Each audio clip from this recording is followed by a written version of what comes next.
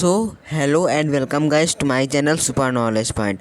सो guys आज हम लोग यहाँ पर आपके लिए लेकर आ गए photosynthesis provider of food for all. मतलब आज हम लोग फोटोसिंथेसिस का चैप्टर करने वाले हैं जो कि क्लास 10th ICSE का one of the most important और मोस्ट ईजीएस्ट चैप्टर है।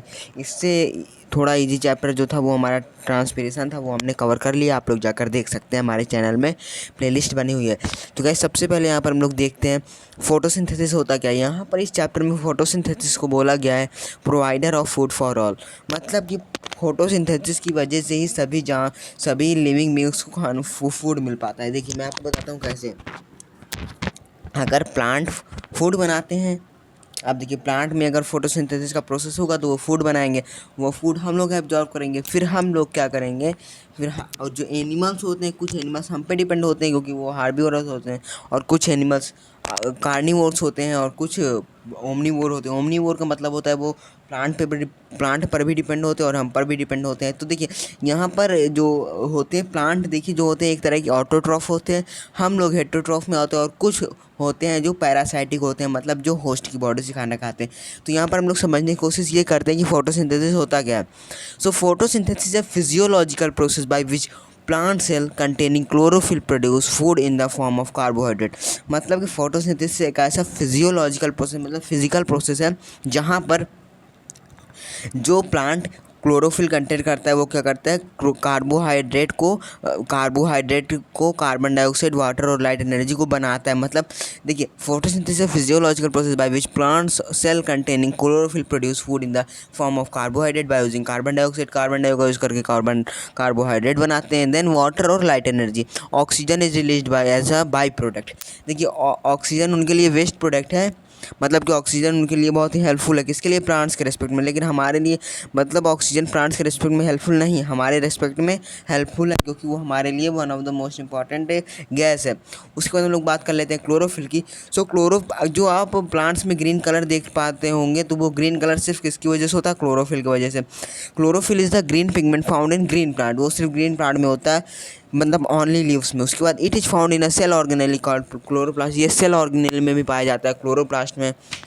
ये 3 तरह का होता है, ल्यूकोप्लास्ट, क्लोरोप्लास्ट, क्रोमोप्लास्ट। ओके, उसके बाद यहाँ पर आप it is light of red and blue wavelength and reflect light of the green wavelength. मतलब कि जो रेड और ब्लू कलर की जो वेवलेंथ होती हैं उसी क्या करता है, उसे therefore appearance के लिए क्या होता है, लीव जो होती है वो ग्रीन होती है। उसके बाद क्लोरोप्लास्ट के बारे में देखते हैं। क्लोरोप्लास्ट जब membrane bound oval cell organelle, chloroplast एक तरह का सेल ऑर्गेनेल होता है और ये मतलब कि दो शेप लाइक स्ट्रक्चर से वो होता है जिसे हम लोग थाइलाकॉइड बोलते हैं।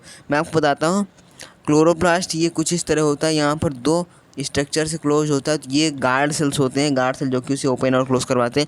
इसे हम लोग क्या बोलते हैं, इसे हम लोग बोलते हैं thylakoids. Chlorophyll is present in thylakoids, these thylakoids are arrange. जब ये थाइलाकॉइड्स अरेंज हो जाते हैं तो हम लोगों ने क्या बोलते हैं, ग्रैना बोलते हैं। और जब ये कलरलेस ग्राउंड सब्सटेंस हो जाते हैं तो उन्हें हम लोग स्ट्रोमा बोलते हैं। अब देखिए स्ट्रोमा को हम लोग स्टोमाटा बोल सकते हैं, मतलब रेगुलेशन ऑफ स्टोमाटा की ओपनिंग का जो मेन मतलब इसके लिए रिस्पॉन्सिबल होता है वो होता है गार्ड सेल। मतलब कि कब जो है गार्ड सेल को ओपन होना, मतलब कि स्टोमाटा को ओपन होना है, कब क्लोज होना है, ये सब किस पे डिपेंड होता है, गार्ड सेल पे। तो यहाँ पर देखिए लिखा हुआ है stomata are minute opening present in the epidermal layer of leaves, they are responsible for the exchange of gases during photosynthesis. आपको समझ होगा। चलिए आगे बढ़ते हैं। सो गाइस यहाँ पर देखिए हम लोग यहाँ पर देखते हैं there are 2 theories opening and closing of stomata. मतलब जो स्टोमाटा होता है उसके ओपन होने में या क्लोज होने में 2 थ्योरी बताई गई हैं। तो पहला देखिए शुगर कंसंट्रेशन और दूसरा है K+ आयन कंसंट्रेशन। तो शुगर कंसंट्रेशन थ्योरी कहती है कि डे टाइम में जो होता है गार्ड सेल प्रोड्यूस क्या बनाता है, फोटोसिंथेसिस बनाता है। सो उतनी समय क्या होता है, सेल टर्जिट होता है और ये खुला होता है। लेकिन K+ आयन कंसंट्रेशन थ्योरी बताती है कि the stomatal opening and closing depend on the generation of K+ ion theory. क्या कहती है, मतलब कि पोटेशियम प्लस आयन थ्योरी कहती है कि ये जो है स्टोमाटा जो क्लोज हो रहा है, ओपन हो रहा है, वो किस पर डिपेंड करता है, पोटेशियम आयन के ग्रेडियंट पे। Increase in potassium ion concentration inside the guard cell causes stomata. मतलब अगर पोटेशियम के आयन बढ़ेंगे तो क्या होगा, अंदर के जो जितने भी क्या है, जितने हमारे स्टोमाटा हैं वो सब खुल जाएंगे। जाएंगे, मतलब ज़्यादा ओपन हो जाएंगे। तो आई होप आपको समझ में होगा। सो गाइस यहाँ तक आज हम लोग ने पढ़ लिया, बाकी हम लोग पार्ट 2 में पूरा चैप्टर कंप्लीट करेंगे। सो गाइस अगर आपको पार्ट 2 देखने के लिए हमारे चैनल को सब्सक्राइब कर दीजिए, बेल नोटिफिकेशन को ऑन कर दीजिए। हम लोग यहाँ पर आपके लिए ऐसा ही वीडियो लाते रहेंगे। तब तक के लिए ओके बाय।